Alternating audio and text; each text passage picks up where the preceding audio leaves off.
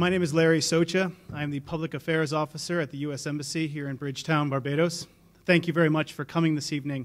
It is my honor to introduce Janelle Clark, an alumna of our International Visitor Leadership Program, who will do the honors this evening. Thank you.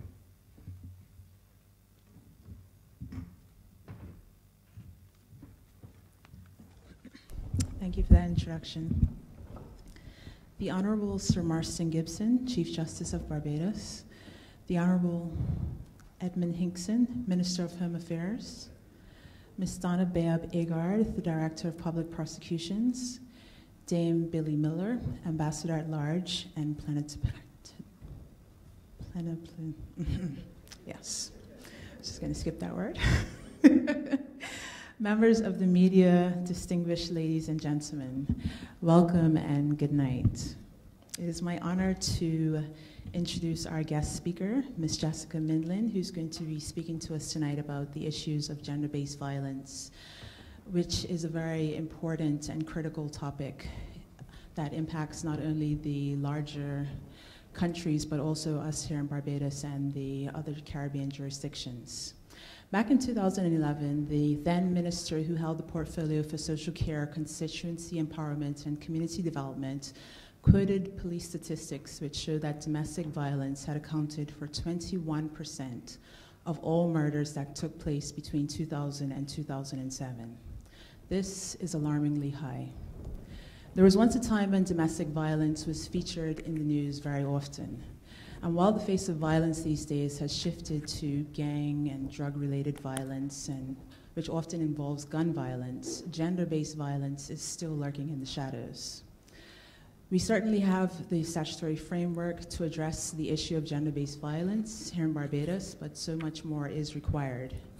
Barbados has ratified key international and regional human rights instruments related to gender equality, namely the Convention on the Elimination of All Forms of Discrimination Against Women, the Inter-American Convention on the Prevention, Punishment, and Eradication of Violence Against Women, and we've also ratified the 8 core International Labor Organization conventions. In 2016, there were several amendments to the domestic violence laws, providing for more powers to the police, as well as the recognition of marital rape.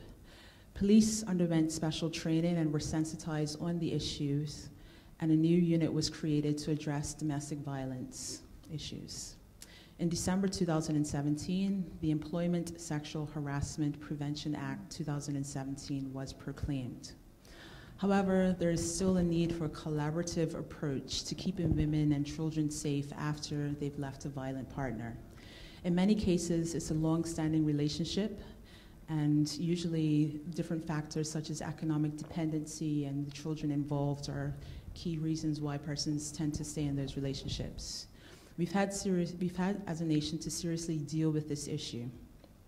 Certainly within the organization that I volunteer with, Sir Optimus International Barbados, we've had several initiatives that seek to educate the public on different forms of gender-based violence, in particular, the occurrence of trafficking. We've had a number of Purple Teardrop campaigns where we, at one point or another, we've had a march through the city of Bridgetown, and we've also disseminated information to various malls in Barbados, such as Sheraton and Mall International, where we try to just sensitize the public about the various issues surrounding domestic violence, trafficking, and other gender-based forms of violence in Barbados.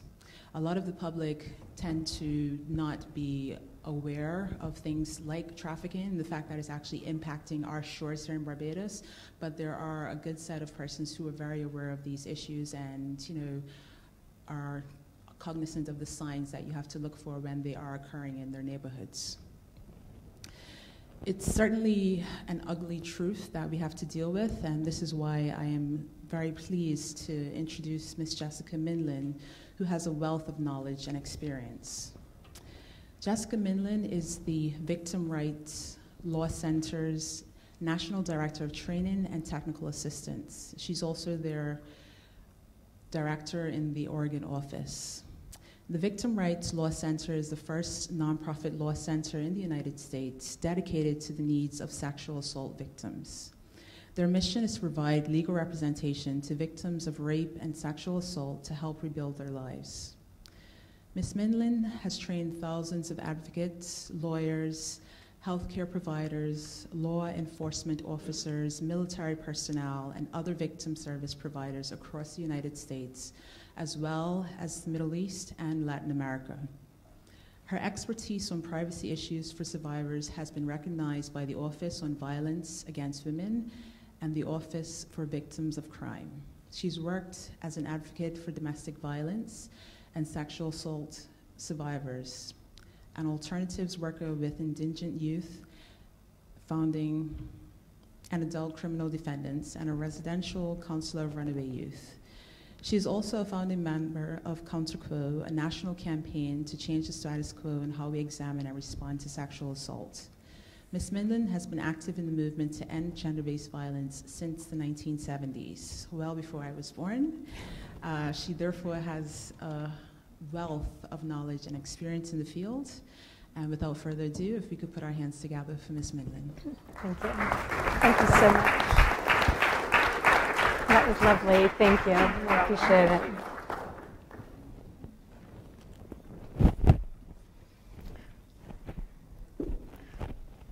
I'm very short. I wore heels. I think I'm on. Oh, there we go. Let's make sure this stays. So hopefully you can see me. First of all, thank you very much for that lovely and warm welcome and reception. I want to thank the U.S. Embassy and the Department of State for making it possible for me to be here this evening and to be with all of you. And I want to thank all of you for coming as well and spending this evening. I have a few remarks before I get to the PowerPoint. I love what I do. I often say there are a lot of unhappy lawyers who hate their jobs. And I get to be a lawyer who feel like every day we get to make a difference in the lives of survivors of gender-based violence. And I don't think that's just true for me in the position that I'm in, but hopefully by the end of the evening, if you don't already feel this way coming in, you'll feel like there's a role for you as well and work that you can do to help create a more just world. I want to state at the outset that I really come to you with a sense of humility. I'm not from Barbados. This is my first time here, and I'm not an expert. I've done a huge amount of reading. My head is spinning with data and reports and conventions and treaties so that I could at least sound knowledgeable, if not be knowledgeable, when I was up here. But I'm not an expert, so I come as much to learn and to have a conversation with each of you this evening.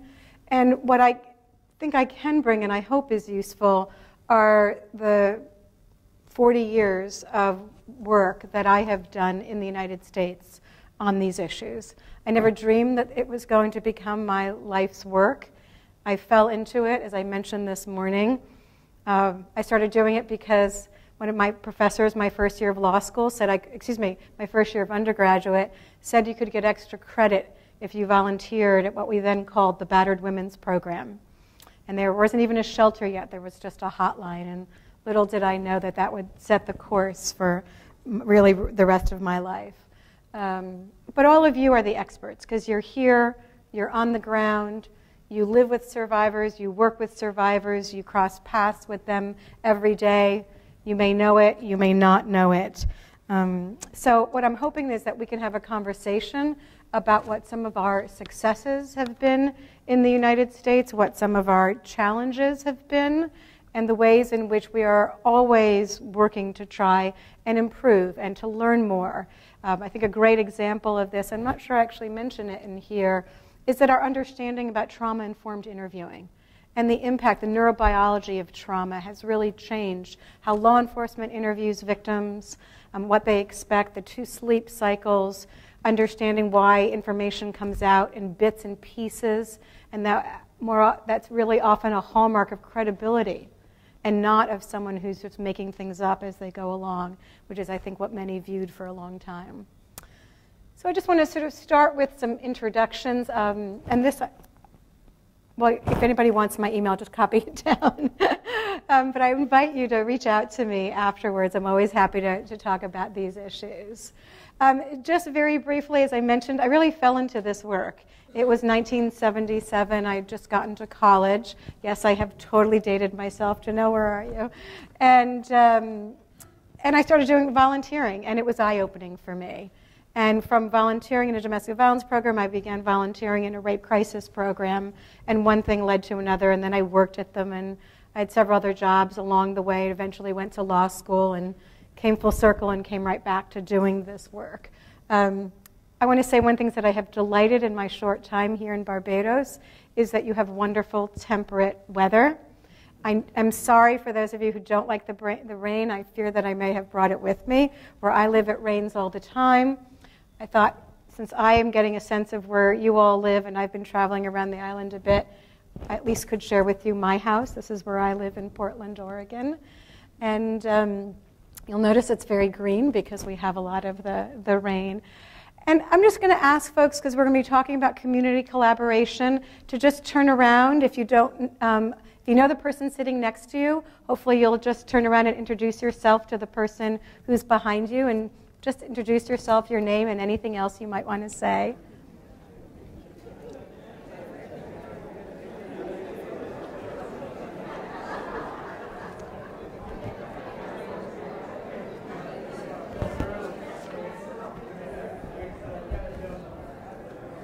Great.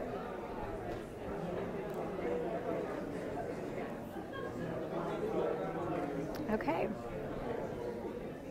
Thank you. Great. And thank you for doing that, because hopefully you met someone new. All right, I see some hands going up. Because it will take, and I'll talk about this later as well this evening, it takes a village to do this. So I'm going to just briefly talk a little bit about who are the victims, who are the survivors of sexual violence here in Barbados, what we know. And again, you know, I've done a lot of reading. I'm sure that there are going to be some mistakes and things that I say, so I'm going to ask for your forgiveness and your latitude in advance. So who are the victims? These are from the United States. Chanel Miller. How many of you remember the Stanford University Brock Turner case? She has a new book out, it says Know My Name, and has it now asked. Even some of her friends, while that case was going to trial and the sentencing took place, did not know that Chanel was the victim in that case. And for those of you who've never read the victim impact statement, I really invite you to do that. It was just so profound and eloquent. And it starts off with Ms. Miller saying, "You don't know me, and you've been inside me." This is a woman who was assaulted many years ago, and Rosa Parks, the great civil rights activist in the United States, was sent to interview her. 40 years later, she received an apology from her state government because the men who raped her and who admitted it were never charged, were never tried, were never convicted. These are all women who are bringing lawsuits in Texas for the failure to ever adequately investigate or prosecute their sexual assaults. I think you'll know some of these people as well. So these are all survivors. I didn't put children up here, but many of them were all assaulted when they were children. So what do we know about the scope of the problem here in Barbados? Well, 1 in 2 Bayesian women says that they've experienced physical violence in a relationship. An even greater number reported experiencing sexual coercion. Oops. We know that, on average, overwhelmingly, the survivors are female. I do want to point out that domestic and sexual violence does happen to male victims as well. I think we get far fewer disclosures because of the shame, the embarrassment. I think particularly for young males, there's a fear that people will think that they're gay. And so there aren't disclosures being made. But it happens overwhelmingly. It happens to men, to women, to boys, to girls, although it does happen overwhelmingly to females. Among survivors, I just wanted to point out that they have higher education than their male counterparts, but they're much more likely to be employed. Why is this important? Because we know that poverty is one of the things that impacts survivor safety, survivors' choices, their ability to leave to escape the violence. It's not that it doesn't happen to people with money or to women with money. We know that both domestic and sexual violence cuts across all races, classes, socioeconomic status, educational attainment, rich, poor, it doesn't make a difference. But all of that does impact what choices you have. It looked at a number of different studies. Barbados ranked on average in the top 20 highest rates of rape per capita. I did want to point out that the United States ranks higher. When surveyed, you had about 3/4 of the respondents this is a recent survey, 2014, said that thought domestic violence was a major problem in this country. Over 1/3, 36%, reported that someone close to them had experienced domestic violence by a spouse or a partner. And Janelle, thank you. I have bad news, sort of, in a sense. It was interesting to hear the data from 2000 to 2007, but I'm going to give you even worse news, which is that it's getting worse. That according to the police data in 2013, 30% of all homicides in Barbados were the result of domestic violence. So 30%, almost 1 in 3. And then among all the sex crimes that are committed, the most frequent sex crime is that of rape. And here's just, this is percentage of murders by motive. And again, I give you the sources. And also, this was both, I thought, significant and noteworthy, that if you look between 2009 and 2013, it's sort of the blue one, which I guess starting on the left is the fourth one down. You can see that the rates are on the rise. This is the rates per 100,000. From 2009 to 2013, you have it increasing. So unfortunately, things are getting worse, not better. So let's look at kids. Violence and injury, leading cause of death among adolescents and young adults in the English-speaking Caribbean. Over 60% of the 15 to 18-year-olds report that they've experienced sexual coercion. And it increased with age, so it continued to be exacerbated until these youth reached their mid-20s. And then at that point, it began to stabilize and take a downward turn. And again, statistics about 90% of the victims of child sexual abuse are female. So that's the dismal data.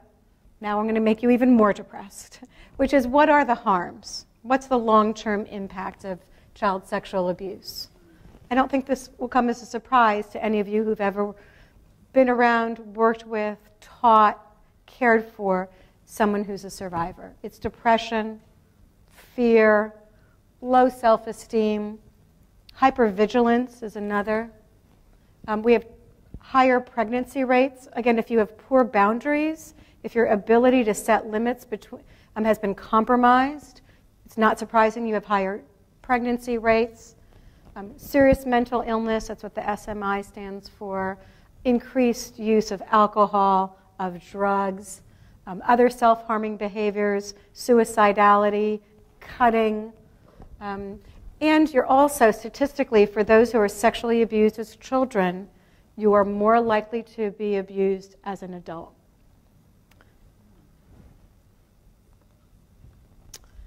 And Janelle also, we didn't confer beforehand, but I think it's also really important to always mention human trafficking and commercial sexual exploitation of children. You can see here in the photo on the right, it says property of M. Fenton. On the left, her trafficker had his name tattooed in the inside of his lower lip. So not at all infrequent that you will find traffickers tattooing the women that they believe they quote unquote own. I always start talking and I never look at my notes. But I thought I wanted to quote for you some comments that this was actually readily available at one point on the internet. And it was instructions on how to be a good pimp. A female will always leave you if she has money. Keep them broke, take their money. There's nothing more important than learning what makes a new female tick and why. Make her tell you her life story. If your women act up, put them in a quick check. A female in strange surroundings is more dependent on her pimp. It's really a form of modern-day slavery. We often find in the United States that girls, women, boys, less often men, but them too, are trafficked for major sports events. So when there's coming up the Super Bowl or other major events in the United States, what you find is a huge influx. I live in Portland, Oregon on the West Coast. We're the biggest city between Seattle to the north, San Francisco to the south, but the Interstate 5 runs essentially from Canada all the way down to Mexico. So it is a quick trip. You find a girl, you pick her up at the bus station, you prey on her, and boom, you get her out of state. You take away her cell phone, you isolate her, you lock her up, and you've got your moneymaker. Because unlike drugs, human beings can be sold again and again, and they are. There's lots of myths, lots of questions that come up when we're talking about gender-based violence. And because some of these are deeply held and they impact every aspect of wanting to change the conversation on gender-based violence, I'm going to take a few minutes and talk about those. And when I say every aspect, I really mean everything. The media, textbooks, what we read, what we see, our triers of fact, so lawyers, judges, law enforcement, healthcare providers. No one of us is immune. So what are some of those myths? And the first is that it's about the sex, or it's about a relationship gone bad. It's about someone's misbehavior, inability to communicate, or losing their temper. If you know at all about batterers, they tend to control their tempers really well. They're not beating people up at work. They're not beating up their external family members, or they're not beating up their friends. But it's very focused and targeted on who they think they're entitled to be abusing and assaulting. And that's also true about sex offenders. Who do they look for? They look for individuals who are vulnerable, who are situationally accessible to them, and who they believe or think they will be perceived as lacking in credibility. So who did Harvey Weinstein prey on? Right? Women who wanted to make it in the entertainment industry, who thought that he could make or break their careers. Who did Bill Cosby prey on? People who were looking to him for advice and guidance. You know, if you take any of the high-profile cases, but also just assaulting someone who's intoxicated makes them vulnerable, makes them lacking in credibility. I was watching last night, I really know how to have a great time. I was watching a videotape of about a 20-minute law enforcement interview out of Canada. And the police officer decided somewhere in this law enforcement interview, that the victim only objected after she realized that other people were videotaping her. She was raped on the ground outside of a bar, naked, curled up in a fetal position. But he decided, and therefore the whole interview went awry, that really the issue was that she only was complaining once she realized that other people were going to see it. So it's about the power, it's about the control, it's about the domination. I'm going to talk for just briefly the differences, a little bit about domestic violence and sexual assault. I think we are at a place in our conversations where there's some understanding, it's not as widespread as we'd like for it to be, that domestic violence is about the power and the control and exercising that over another person. But when we somehow hear about sexual violence, it's like our brains go out the window. We left them behind at the car park or somewhere else because everyone gets caught up that somehow it's really about the sex. And And I think if you look at these two photos, or this photo of the two women, if someone said to you that one or both of these women were assaulted by their partner, physically assaulted, they were a victim of domestic violence, would you think that it had anything to do with what they were wearing? Probably not. But I can guarantee you that if you showed this photo and you said that they were that one or both of them had been sexually assaulted, the conversation would shift. It's like, well, look at how they're dressed. What was she thinking showing all of that skin? Look at how short her dress is. As if somehow sort of the sexual victimization is about unbridled inability to control one's desire or passion, instead of what it really is, which is about the power and the control. I'm going to just play you a very, very short video. It's a public service announcement out of the UK. And, well, Rachel, you'll definitely get the accent okay. But hopefully you'll be able to hear it sort of just fine. And it's about sort of these assumptions about somehow clothing triggering sexual assault. You're terrible. You're so bad. Shut up. Check out this skirt. She's asking for it. Can I help? Yeah, thanks. I'm going out tonight and I want to get raped. I need a skirt that will encourage a guy to have sex with me against my will. The blue one. Definitely the blue. As if. Nobody asks to be raped. Ever. Well, I love showing that, and partly because given the topic, I think it's important for us to be able to find humor somewhere. And we all laugh at it, right? Because we think it's really not about the clothing, and the clothing isn't asking to be raped. But we still have some education to do. So here's some quotes. These are both from the military. The young folks who are coming into each of your services are anywhere from 17 to 22 or 23. And gee whiz, the hormone level created by nature sets in place the possibility for these types of things to occur. It wouldn't have happened if he'd just gone out and paid for a prostitute. These are the comments after a U.S. serviceman was charged with raping a 12-year-old girl in Okinawa.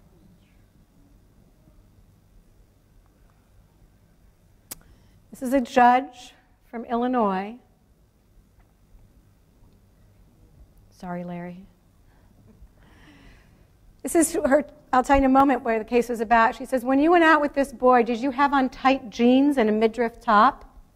You willingly went with him. You didn't scream or yell. It seems to me that you went along with all of this. How well do you know this boy, his family? You have some poor judgment going on here. This was the judge. She was talking to a 15-year-old victim who'd gone to meet a boy in high school that she had a crush on, picked her up at home without her parents' knowledge, and he raped her on the hood of the car. And the judge is concerned with whether she was wearing tight jeans and a midriff top. So 2011, it seems like it really wasn't that long ago. Following 10 unsolved sexual assaults in the area since March, officers have started stopping women in the street to chat about their wardrobe choices. An officer pointed at my outfit and said, "Don't you think your shorts are a little short?" 2 other women who were wearing dresses were also stopped and were reportedly told that they were showing a lot of skin, according to the Wall Street Journal. The officer explained to the trio that such clothing could make the suspect think that he had easy access. So we laugh about sort of, the PSA where the woman's saying, yeah, I'm looking for a skirt, so everyone thinks that I want to get raped tonight. But these are the kinds of comments and perspectives that we're hearing. And unfortunately, that we're hearing from people in position of leadership, authority, and responsibility. So somebody invited sexual assault survivors and victims to tweet in, this is before Me Too, quite a number of years before, what were you wearing when you were assaulted? Hospital pajamas, sweats and a tank top. A coworker groped me, rubbed himself on me, tried to rip my clothes off. What was I wearing? My correctional officer uniform. Track pants, college t-shirt, sneakers, and a corduroy bomber jacket. I was 19. I was preparing for my 11 a.m. midterm in my school's computer lab. I never saw his face. I was wearing a Navy uniform. He pushed me into my room and knocked me unconscious. And what I can't remember with cognitive thought, the nightmares from it are sometimes too overwhelming that I wake up and I vomit. That was 5 years ago, and it still haunts me. I don't think it's the clothing that is inviting the victimization. Oh, the last one. A big t-shirt and some shorts. My stepfather woke me up to rape me. So, the victim blaming. And I promise I will not leave you all, I hope to not leave you all terribly depressed at the end of this. It's just destroyed our community, said Sheila Harrison, 48, a hospital worker who says that she knows several of the defendants. These boys have to live with this the rest of their lives. Where was her mother? What was her mother thinking? These are the comments, quoting from the New York Times, after an 11-year-old was sexually assaulted in an abandoned trailer. A teacher reported it after seeing the videotapes. There was a gang of boys who spent hours assaulting her. They ranged in age from middle school to age 27. But who are they worrying about? Who are they blaming? Her mother?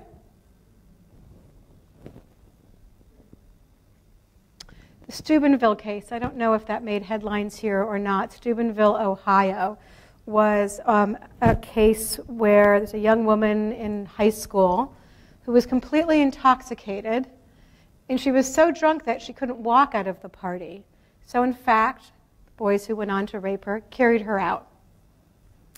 And then they videotaped themselves assaulting her. Here are some of the comments that after ABC 2020 did a show on this. Steubenville rape case sounds like some slut who got drunk and called rape because her friends were clowning. But them dudes sound shisty. I honestly feel sorry for the boys in that Steubenville trial. That whore was asking for it. I don't believe in sexual assault is never your fault in every situation. The 16-year-old girl wasn't forced to drink. She set herself up. If you get that drunk and you hook up with random guys, that's your fault. These boys didn't rape her. This is stupid. I want to remind you, she was carried out of the party. She wasn't hooking up with anyone. The Steubenville story is all too familiar. I read the first line and I thought, great, it is all too familiar. But then you read the rest of it. Be responsible for your actions, ladies, before your drunken decisions ruin innocent lives. It's a little bit like living in a George Orwell moment where you've taken reality and turned it upside down. So here's what we know, at least about the United States, and I think you have very similar challenges here. On average, for every 100 rapes or attempted rapes that are committed, we have 19 that are reported to law enforcement. We have 7, about half of those, less than half, almost a third, that result in prosecution. 3 that result in conviction, and 2.3 that result in incarceration.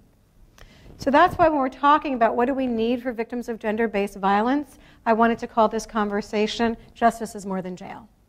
Because we cannot rely exclusively on the criminal justice system. The first thing is we can't rely on it when victims aren't reporting.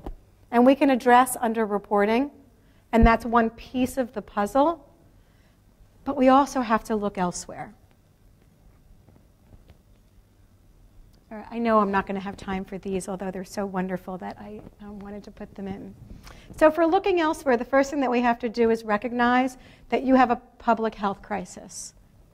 Barbados does, the United States does. In the US, the Centers for Disease Control has identified sexual violence as an epidemic. So, what do we do? How are we going to respond to this? Well, the first thing is, one thing that we do at the Victim Rights Law Center is that we take a holistic approach. We actually, I mentioned this again earlier today, we don't do family law, and people are always amazed, like, how can you not do family law? Isn't that what everyone does when you're working with survivors of gender-based violence? There's a huge need for victims of domestic violence to have lawyers to help them. Divorce, custody, spousal support, child support. And I was asking Janelle when we were speaking earlier, I said, are there pro bono attorneys? How many lawyers are in the room?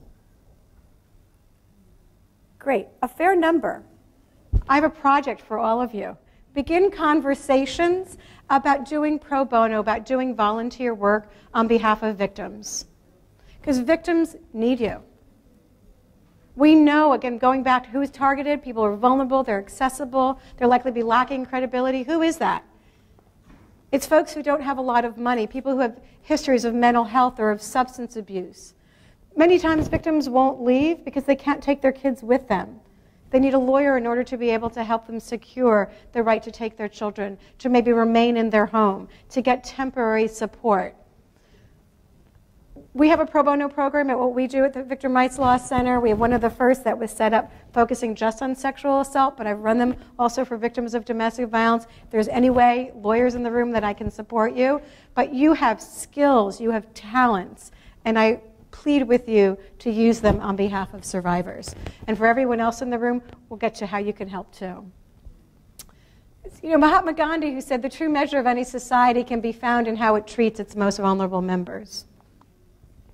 So, how do you treat them? The first thing, I invite all of you to be those mythbusters. You know it's not about what victims are wearing. You know it's in fact about the power, the control, the domination. It was about 3-4 months ago in the media in the US, there was a high-profile case that came out of the Midwest. The defendant was 23 years old, and when he went to work, he set up a video camera and he forced his girlfriend to sit in front of it. And if she moved out of view of the camera's range, he would come home and beat her. He'd come home and beat her if she didn't just sit in front of the camera. And what happened when she left in front of the camera? He came back and murdered her. So information, having information is absolutely critical. And the first is breaking the silence. They were teasing me earlier because when I arrived, I immediately started asking utter strangers about domestic and sexual violence here in Barbados. So I got opinions from the 3 young women who work at the gas station around the corner from the hotel where I'm staying, the driver of the van who brought me here, the guy that I bought a fish sandwich from. And I started asking, so what do you know? What comes to mind when you hear the words domestic violence or sexual violence? And I got some fairly disparate answers. There was general agreement, but not everyone who thought that it was a problem here. Folks felt much more comfortable, and this is not unusual at all, talking about child sexual abuse. Why? Because children are viewed as the innocent victims. No one talks about what kids were wearing, about, you know, sort of what they were doing and whether they were drinking. So child sexual abuse tends to be easier to talk about because there isn't that blame the victim, shame the victim that we have going on once we get to talking about adults. But breaking the silence about it. You saw the statistics. You know it's about 1/3 of the women that are killed in this country are killed because of DV homicides. That on average 1 in 2 Bajan women are victims of abuse. I have no doubt that there are survivors in this room tonight. So some of this is speaking out. Look at what happened when we opened the floodgates with Harvey Weinstein. It was Me Too and Me Too and Me Too and Me Too. In less than 24 hours, there were millions of folks who had posted that it had happened to them. But unless and until we start talking about it, we can't change the conversation. Spread truth. You know, I know that there's a movie called Mythbusters. I've actually never seen it. I probably should. But you all need to be the Mythbusters. You don't need to be a lawyer to do that. You just need to be familiar with what is the truth and to speak it. And speaking truth to power is so critical. Be survivor-centered. I know we often are asked, well, why do they go back? It's very frustrating. Ask any law enforcement officer in this arena, and you'll hear how frustrating it is that victims are going back to the partner or the spouse who beat them. Why do they go back? Why do they go back? I'd like you all to do something for a moment. You don't actually have to give it to me, although you're welcome to. I want you to take if you have a wallet, whether it's, or if it's in your purse or whatever, if it's in your back pocket, just take it out and put it at your feet. If you have a purse, just put your purse next to you or down on the ground. Just do that for one moment.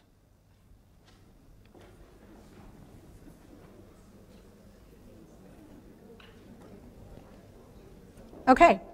Imagine that you have no access to anything that you just put aside in that wallet. You don't have your cash, you don't have a bank card, you don't have credit cards, you don't have ID, and now you're fleeing domestic violence. Where are you going to go? Where will you go? Anyone have any ideas? To the shelter, okay? So there will be a shelter. You saw the rates, 1 and 2. How much room does that shelter have? How well is it supported? If it's like every other domestic violence shelter that I'm aware of, not very well, and not a whole lot of room. So there'll be advocates who are paid, there'll be advocates who are volunteers, who are there to help. But you don't have your money. But let's say, okay, you have a job, you're lucky enough that you're working, and so you go to work, and the person who's abusing you shows up at your workplace and threatens to kill you and or your coworkers. How supportive is your employer going to be? How quickly are they going to want to see if they can get rid of you? Because you pose a danger to other people. So where do you do it? And what if you can't take your kids with you? Or your pets? Because your abusive spouse have said, I'm going to kill that cat. Or they've already done it. They've killed the animals that you love. Why? Because those animals meant something to you. It's a way of controlling you, of letting you always know who's in charge. They don't even necessarily need to have the video camera, because you know in the back of your mind what's going to happen if you try to leave. So you don't have your money. You might be losing your job. Where do you go? You go home. You go home again and again. And part of what happened is that the person who beat you said, I'm sorry. I was drunk. I didn't mean it. I lost my temper. I had a bad day at work. I was incredibly stressed. I love you. I need you. I can't live without you. I'll never do it again. And so you want to be hopeful. And you go back. And you go back again and again. Well, I wonder sometimes our victims are even brave and strong enough to leave in the first place. Because we have not established the safety nets that we need to make it possible for them to leave and to stay away. What do we need? We need employment practices that support victims, that let you take time off of work to see a counselor, to see a health care provider, to see those pro bono lawyers that the lawyers in the room are going to set up, to go to court to get a restraining order, to get medical care, to deal with to find a new place to live. So we need employers that are on board. We need, if you go to your faith community, to hear from the pulpit on Sunday or Saturday or Friday, whatever day it is in your faith community. We need leaders saying it's wrong, that we're taking a stand against this. You need friends and neighbors. So when people say, why does she go back? I think, why is she ever brave enough to leave? And who are we to stand in judgment if we haven't stood in her shoes? So being survivor-centered is putting aside what we think is best and saying instead to the survivor, what do you need? How can I support you? How can we give you options that are meaningful and that will really help you achieve safety? Center the margins. And I mean, perpetrators are really smart. And one of the things that they do is they target victims where they think that they can get away with it. People who won't report, or who, if they do report, won't be viewed as credible. So that means, for example, folks in the LGBTQ community are going to be much more reluctant to speak out because they're already facing challenges and ostracization. If you're not legally present in the country, will you go to law enforcement and declare your presence? Probably not. If you're a person with a cognitive or a physical disability, at least statistically in the United States, you're much more likely to be assaulted and to be victimized. So we have to bring in, if you go back to the words of Gandhi, right? Who are our most vulnerable? And how do we bring them into the center? What are the emerging best practices? What are the emerging model practices? What's it worth trying? Because we have absolutely no idea if it works, but let's try it. Because we have lots and lots of ideas about what doesn't work. We've got 40 years worth of laws in the United States that haven't substantively changed the criminal justice system's response, at least in the sexual violence arena. We're always learning. The Chief Justice and I were chatting about that. What makes a difference with batterers? What do we need in batterer intervention programs? And we know one thing is, if you want a batterer intervention program to succeed, it's not just sentencing the batterer to that program, but it's having the eyes of the court on them. Because you'll ask batterers, they won't remember what their partner said to them, but they'll remember what the judge said to them, because they'll listen to authority. So figuring out, trying things. We don't know if this works, but let's try it small scale. Let's tweak it. Let's learn from other communities. And then, of course, and this is why I love that all of you are here, it's engaging the village. I'd like to just get a quick sense of who's in the room. I know we have lawyers, and we have judges, and we have folks who are, and there'll be overlapping identities here, who are with civic organizations like the Seroptimists. Thank you for ending your meeting early. Who else is in the room with us this evening in terms of the professions and areas of interest? I'm just going to invite you. Yes. And I'll repeat it if you want to shout it out. Business and professional women. We have a crisis center hotline, and we also run a shelter for abused women and their children. Great. Thank you. Counselors in here. Okay. So counselors and also a professional organization. And I saw, I think, another hand go up. Yes, in the back. Hi, good evening. From Men Empowerment Network Support, a new group formed for men. Great. Wonderful. All right. Welcome. Thank you all for coming. Yes. Barbados Family Planning Association. Barbados Family Planning Association. Okay. Great. So group family health and family planning? Yes. That's great. Thank you. Yes. Action for Justice, an organization that was founded to address issues on child protection and domestic violence. Okay. Terrific. Healthcare providers. Yay, healthcare providers. I work very closely in the United States with the International Association of Forensic Nurses. And so hurrah for forensic nurses and the medical care that you are providing. Yes, in the back. Barbados Museum and Historical Society, we're a community education. Great. Community educators. I love it. Anyone else who wants to share? Yes? Royal Barbados Police Force Family Conflict and the Sex Crime and Trafficking Unit. Okay. I lost you in the beginning, so I'm just going to give you my mic.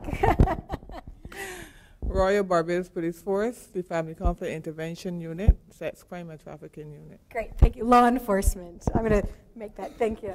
Oops. Oh, we just lost my my PowerPoint up there. Yes, one more.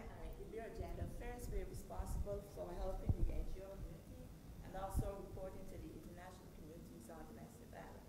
And we also have a new committee, which is multi-sectoral, where we've brought all departments together to have a discussion on domestic violence. Great. So thanks. The Bureau of Gender Affairs, and I'm going to broaden that even wider to say government entities and government and agency officials. Thank you. Let's see if I'll bring us back. So engaging the village, because this is what we need. Survivors' needs are not in any one silo. It crosses everyone that we have here. So in terms of breaking the silence, there's a wonderful website, and you can download things from them. It was started by actually a survivor who was a former client of ours who's public about it, so I can share that. When it comes to breaking the silence, she invited survivors to make signs that represented in numbers what their experiences were with respect to the violence that they sustained. This one says, I told 4 close family members. They told me I was now damaged goods and I should keep this secret within the family.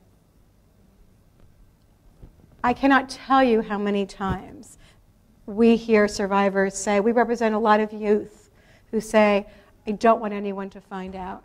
I don't want my family to know. Especially for kids. You know, privacy concerns are one of the #1 issues that victims of rape and sexual assault don't tell anyone and don't report to law enforcement because they don't want their friends and family members and coworkers.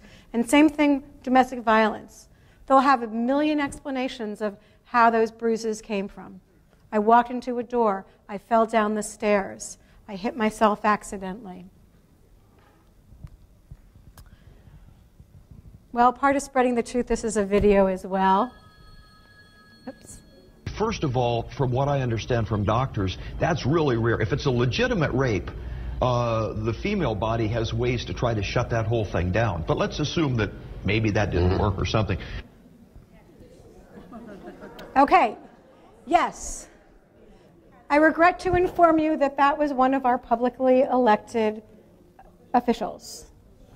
That is a now former congressperson talking about clearly not a healthcare provider. I know your eyes, you're looking sort of stunned. Yes, it's his explanation that if it's legitimate rape, women don't get pregnant because the body knows to shut itself down. Okay, but this is the stupidity that we deal with. I mean, this is an elected legislator. I couldn't make this stuff up.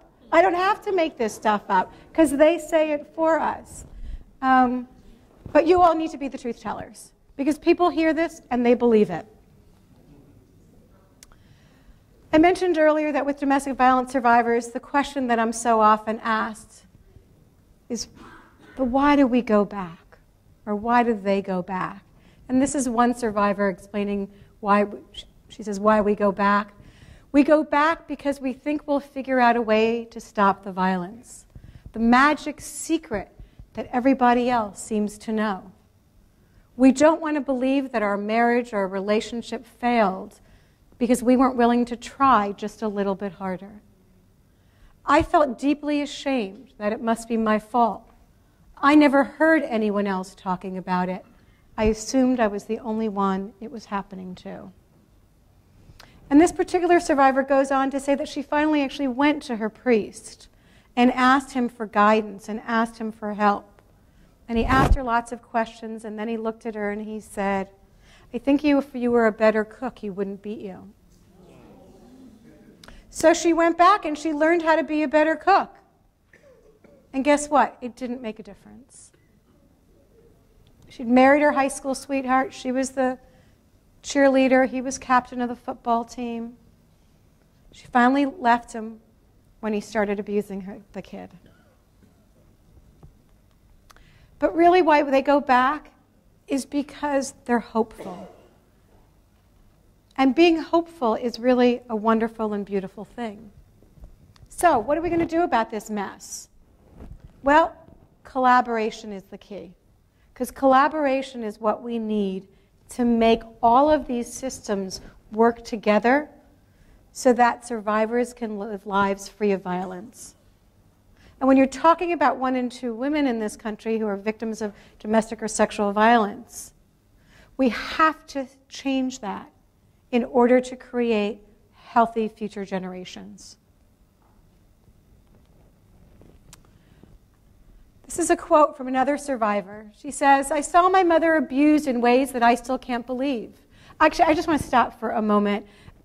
And I meant to actually do this at the very beginning, and I forgot. This is fairly graphic. And I know statistically there are survivors in the room, and I just always want to invite you to take care of yourselves. You don't need to read this. You can step outside to take a phone call, close your eyes, close your ears, go emotionally or spiritually to a different place.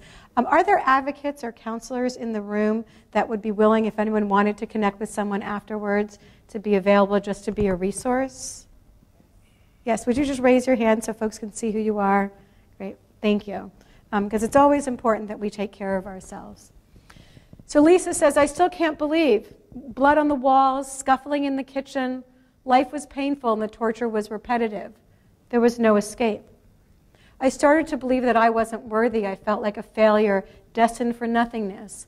And I didn't believe that I could change my life or my situation. And Lisa grows up.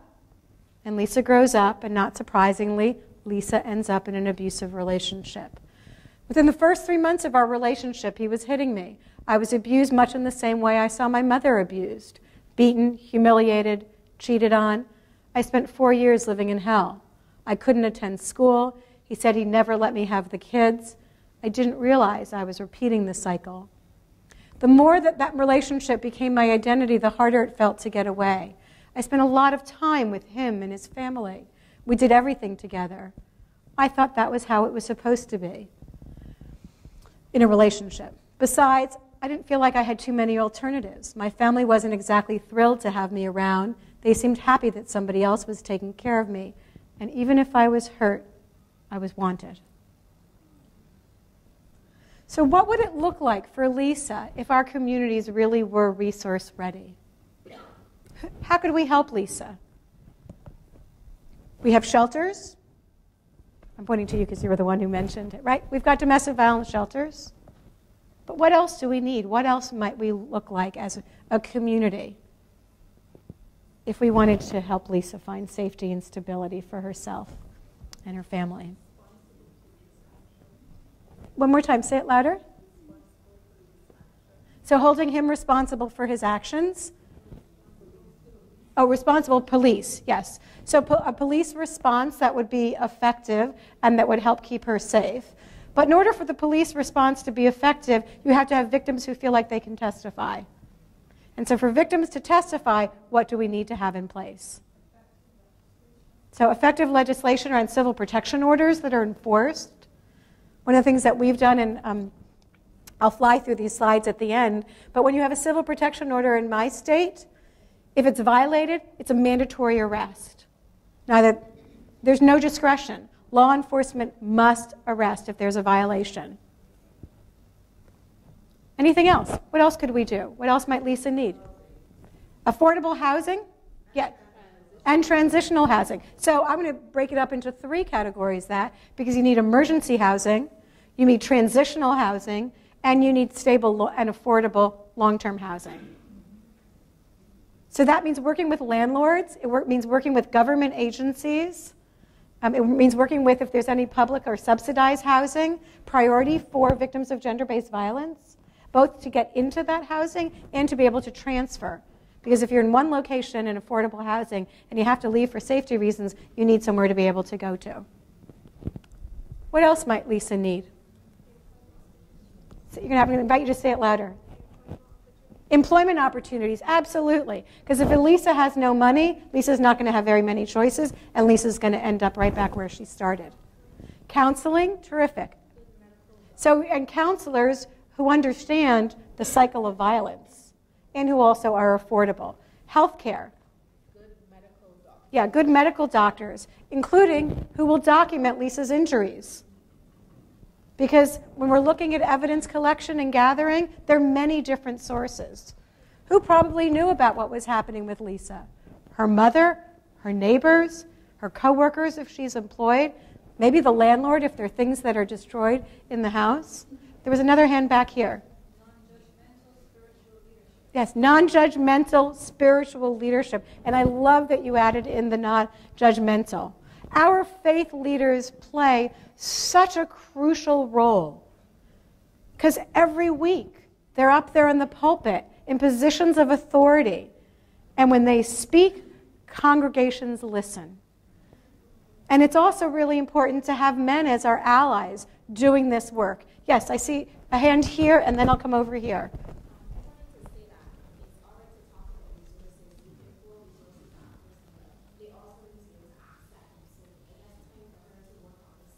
Mm-hmm.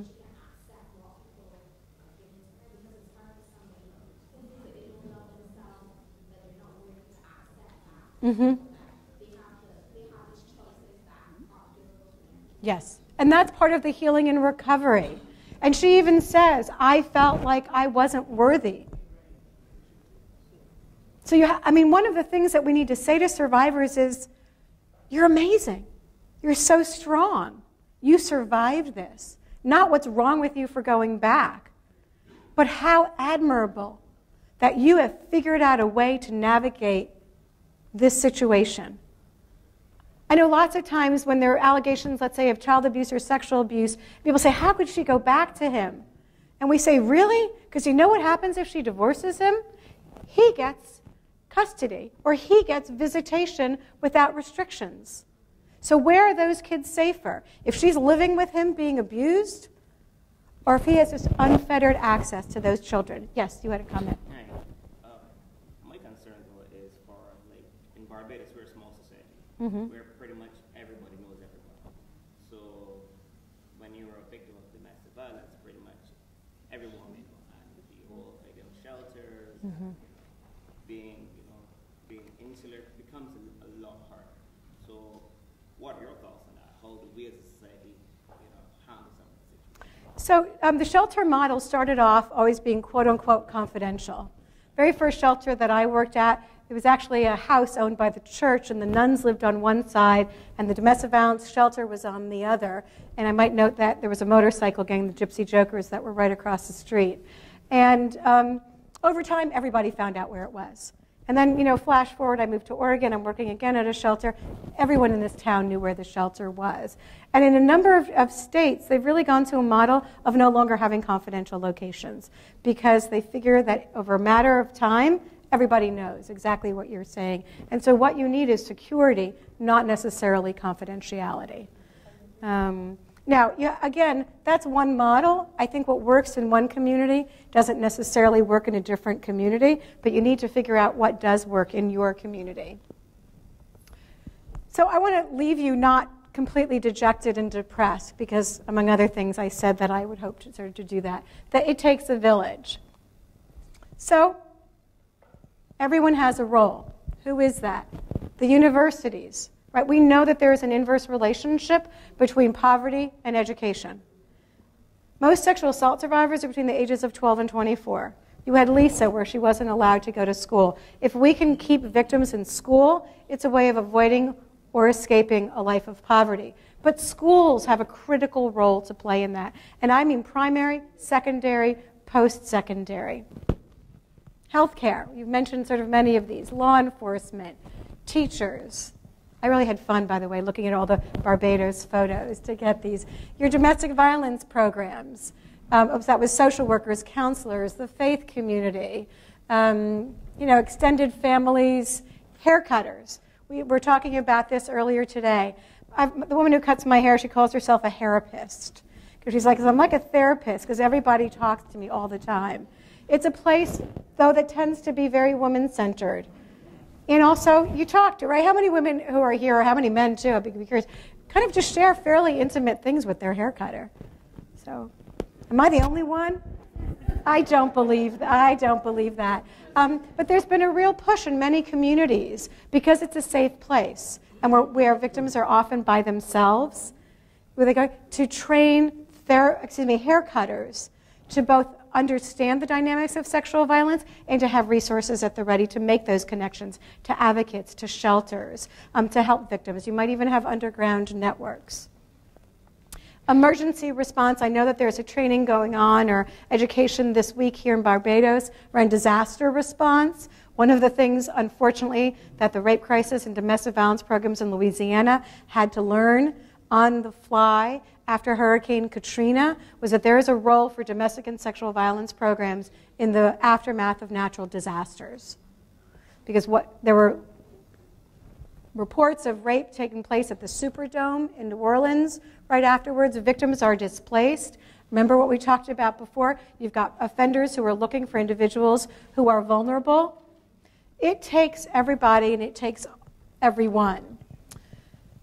So, bystander intervention. I mean, I love that there's so many men here in the room tonight because the authority that you bring to other men can't be overstated. It cannot be overstated. You have a role to play. This is from the organization that Neil Irvin directs. It's based in Washington, D.C., called Men Can Stop Rape. When Carl kept harassing girls on the street, I said, stop being a jerk. I'm the guy who takes a stand. Where do you stand? Partnerships with the media. One of the things that we've really been trying in the United States is to talk to newspaper outlets and radio to think about the language that they use to describe domestic and sexual violence, and to make sure that they employ language of non-consent, and also that they convey what actually happened.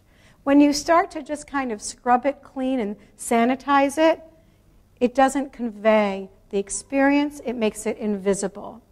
So for example, when you're talking about someone who was forced to have oral intercourse, are you saying that they had oral sex? No. What you want to be saying is, he forced her to do this. He violently did X, Y, and Z. And not just in law and police reports, although that's certainly an important place for it, but also in how in our social media we're talking about it. Oh, sorry. Oh, now I wanted to make sure I left time for questions at the end, so I set a timer, but I accidentally hit repeat, so there we go. So what are some of the things that are emerging as best practices? Well, one is, we really got pretty skilled at doing safety planning for domestic violence survivors without recognizing that it's very different with victims of non-intimate partner sexual assault. If you don't know anything about the person who assaulted you, or you know very little, whether it was a stranger, a classmate, a coworker, somebody at the bus stop, you know, somebody that you see on your route to work or whatever it is, safety planning looks really different. Safety planning with a 12-year-old who's in school is going to look very different than safety planning with somebody who's 35 years old and goes to a job and has a car and drives every day. So with kids, we're doing things like schedule mapping. Walk us through your day. How do you get to school? If you have a locker, where's your locker? What extracurricular activities are you involved in? The person who assaulted you, if it's a classmate and they're still in school, and they often are, especially when there's only one school in a community, what classes does that person have? Are there different hallways that you can walk down? When's your lunch hour? Can they eat lunch at one time and you eat lunch at a different time? I mean, it's really getting into that nitty-gritty, but that helps keep survivors safe. Passing victims' rights legislations and giving victims their own lawyers to be their voice in criminal cases. Some people refer to it as the third table in the courtroom. I don't know if any of you have ever seen, there's a very powerful documentary. I'm going to lose for a moment the name of it. It's, it'll come back to me, but probably after you all leave. But it was very powerful, and it's about rape and sexual assault in the military. The United States Air Force decided they were going to stand up a program providing lawyers for victims of rape and sexual assault in the military. They did it in 4 months. They called them special victims lawyers. They brought in trainings. It was my first time ever at Maxwell Air Force Base. Boom, they have a program. It's a pretty radical concept. In the United States, I imagine it would be radical here. But if we are not radical, we won't make change happen. Of course, providing for name and identity change, sometimes survivors have to go completely underground. So allow them to change their names. For us, it's a social security number. I'm not sure what the equivalent would be here. They can get a new passport, new driver's license. We have confidential address programs in every single state, so that if you have to give your address to the court, for example, whether it's receiving payments or because there's child custody involved, then the person who's your abuser or who assaulted you doesn't actually get your address. They send all of whatever communication they may have for you to the court, and the court forwards it to a confidential. The Chief Justice and I were talking about this earlier, allowing for remote court appearances. You know, when we pass our statutes and our laws, whether it's common law or legislation, case law, we currently never envision things like Skype and FaceTime and all of this amazing technology that allows us to be in separate locations but be able to see and hear one another. So consider that, so that victims don't have to go to court alone, because there aren't going to be, even when all of you launch your pro bono program, there won't be enough lawyers. We have criminal upgrades in terms of the severity of crimes. When domestic violence happens in front of children, it can go from a misdemeanor, the less serious level of crime, to a felony. We've learned so much about strangulation, what we used to call choking somebody. Well, now we have these amazingly high-tech cameras. The healthcare providers probably know about them because they know that when you choke somebody, blood vessels burst in the eyes. And you can document that. So you're not, saying, oh, well, he choked me. But elaborate on that.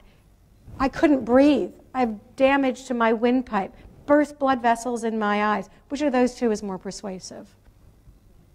We've certainly learned about doing lethality assessments. You mentioned earlier the number of homicides. We talked here. 1/3 of the homicides in this country have been victims of domestic violence. So you have to learn who's at the highest risk. What questions can and should we be asking? One of the things that we know, for example, is when there's sexual violence taking place within an intimate partner relationship, it increases 7-fold the likelihood that that victim will be killed. Civil protection orders for all victims of gender-based violence. You have civil protection orders here in Barbados, but who's eligible for them is limited in scope. And they're often words with the requirement there has to be some kind of a familiar relationship related by blood or marriage or adoption or have children in common. So really, if you were raped by somebody that you have no intimate relationship with, are we just leaving them out there cold? No, we need civil protection orders for that as well. Free legal relief, things like standby, so you can go by with a police escort to collect your belongings if you're moving out. If you want to stay where you are, I know that I believe you do have the law of ouster here.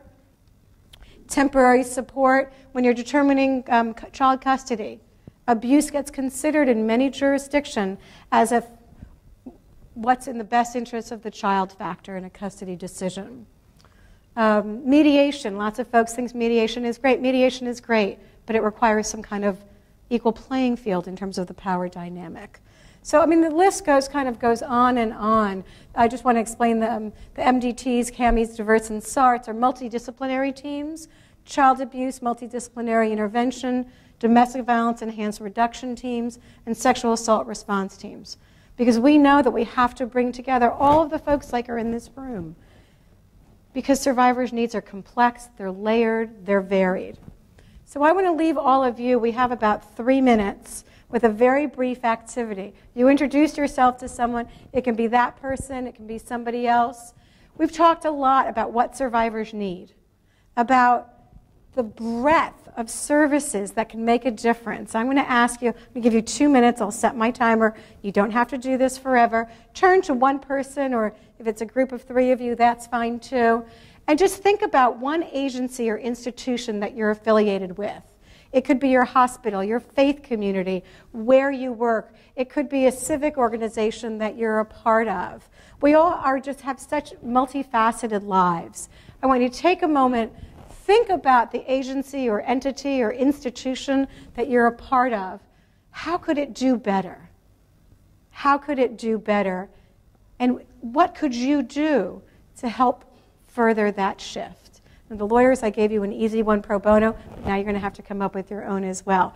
I'm going to give you 2 minutes. Please turn to the person next to you or behind you. Have that conversation. I'm going to invite a few of you just to report back what it might be.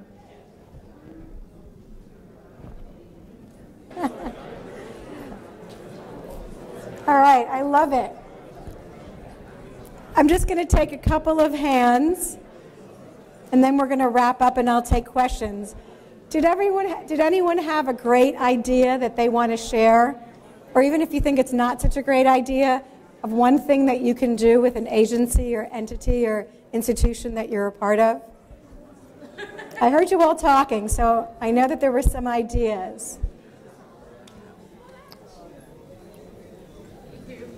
And I'm also an adjunct law professor, so I'll call on people if I don't. Was there an idea over here?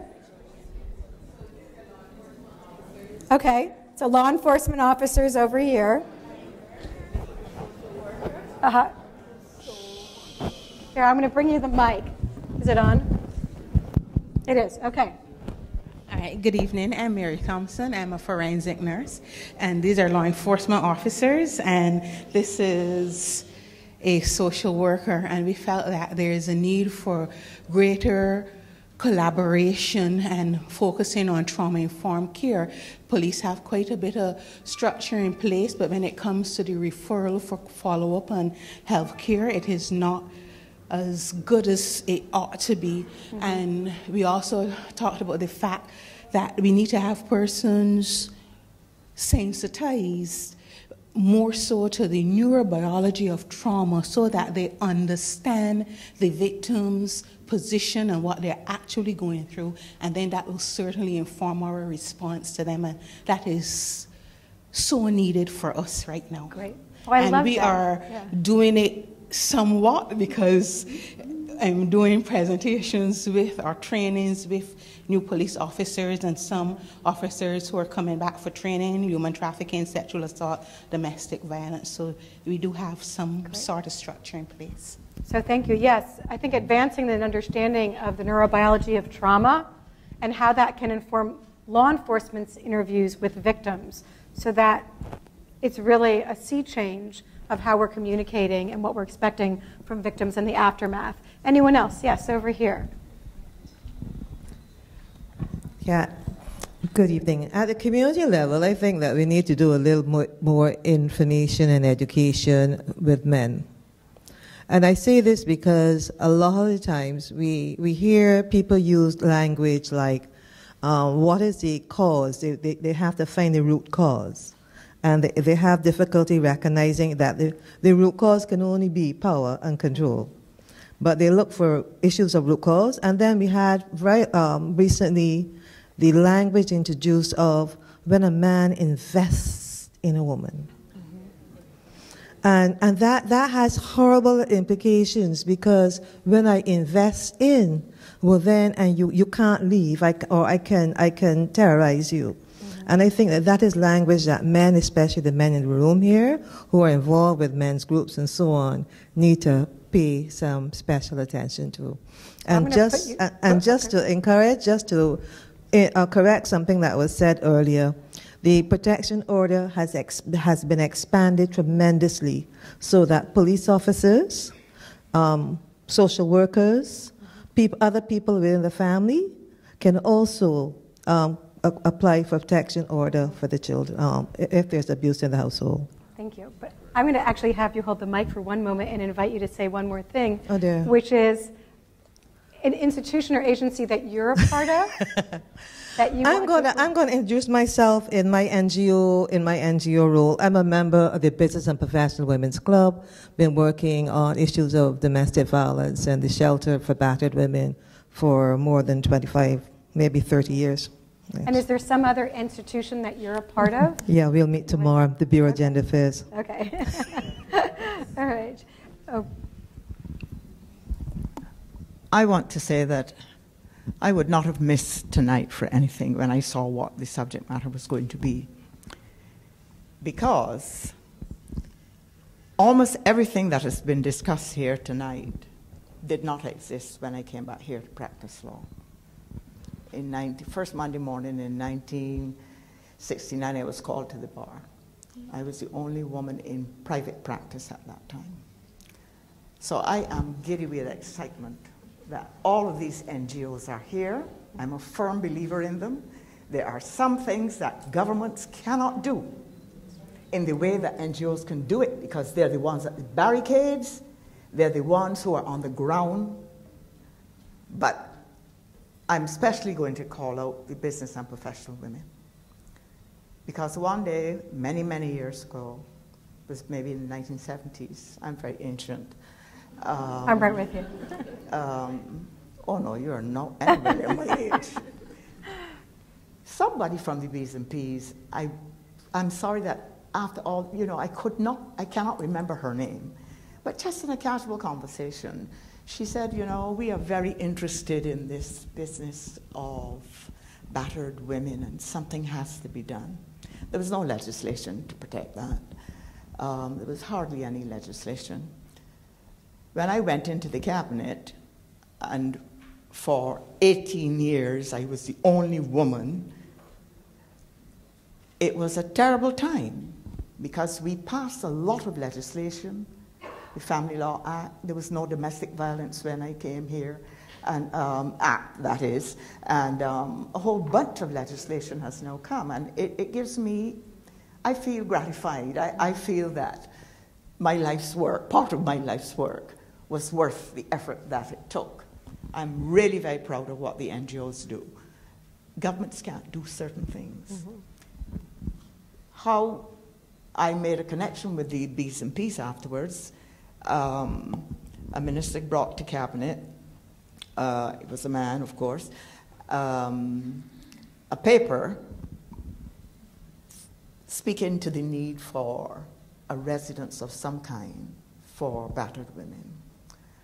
And of course, all the costings and so on were there.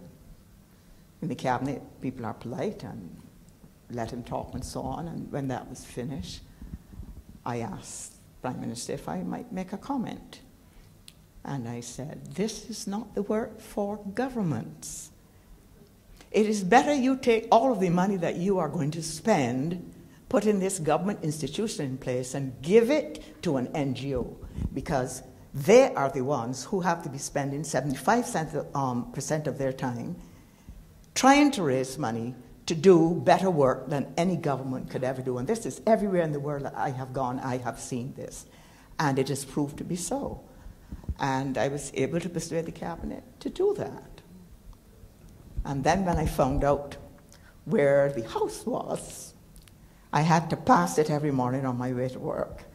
And I would always look over, shrouded in trees, and sometimes I would toot the horn for no good reason, because they didn't know that I knew.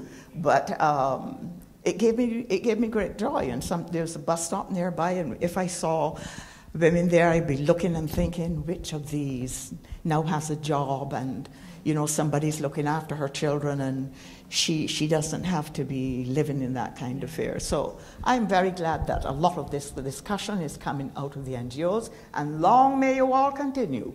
Thank you. Thank you so much. Well, that seems like the perfect note to, now I'm double mic'd, to close with this. This is from the founder, actually, of Surviving in Numbers. She went back and said, 3 years ago in this date, I was sexually assaulted here. Coming back to this spot still evokes serious nausea, but I return here to make a point. Sexual violence is preventable. 1 in 6 women will be raped in her lifetime.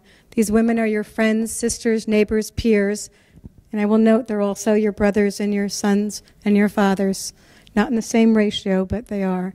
We can stop this violence from occurring. I won't be silent about this issue, and neither should you. Get active.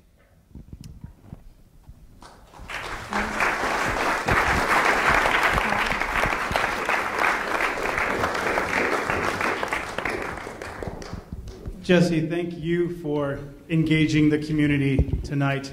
I think we all leave here better informed and inspired to get active and to take action.